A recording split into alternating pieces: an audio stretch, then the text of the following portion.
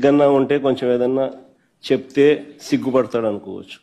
లజ్జన్నా ఉంటే కనీసం సరే అషేమ్డ్గా ఫీల్ అవుతాడని చెప్పని అనుకోవచ్చు. అషేమ్డ్గా ఫీల్ అయ్యేది లేదు, సిగ్గు అంతకన్నా లేదు. కింది స్థాయి వాళ్ళకి అర్థం కాదు, మాస్ వాళ్ళకైతే అర్థం కాదు. మినిమం డిగ్రీ చదువుకున్న వాళ్ళకి ఐఏఎస్ ఐపీఎస్ పెద్ద పై స్థాయి వాళ్ళకైతేనే అర్థం అవుతుంది, కింది స్థాయి వాళ్ళకైతే అర్థం కాదు. జగన్ రెడ్డి నీ నోటి నుంచి సిగ్గు శరం లజ్జ అనే పదాలు వస్తుంటే సిగ్గు శరం లజ్జ అనే పదాలు కూడా తలదించుకుంటున్నాయి జగన్ రెడ్డి.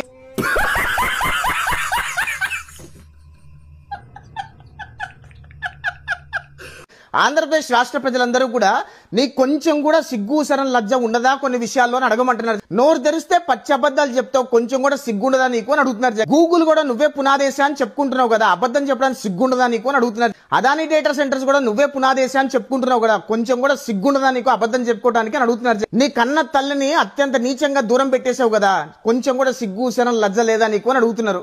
నీ తోడబుట్టిన చెల్లెని అత్యంత జుబుత్సాకరంగా నీ ఉన్మాదులతో నువ్వు తిట్టించావు, ట్రోల్ చేయించావు, కొంచెం కూడా సిగ్గు శరం లజ్జ లేదా నీకు అని అడుగుతున్నారు. నీ రాజకీయ భవిష్యత్తు నిలబెట్టిన నీకు ఎంపీ సీట్ త్యాగం చేసిన నీ సొంత బాబాయిని అత్యంత కిరాతకంగా గొడ్డలి పొట్టుతో నరికి చంపించేశావు కదా, కొంచెం కూడా నీకు సిగ్గు శరం లజ్జ లేదా అని అడుగుతున్నారు. నీ బాబాయ్ కూతుర్ని కూడా అత్యంత జుబుత్సాకరంగా ఇబ్బంది పెడుతున్నావు, నీకు కొంచెం కూడా సిగ్గు శరం లజ్జ మానవత్వం లేదా అని అడుగుతున్నారు.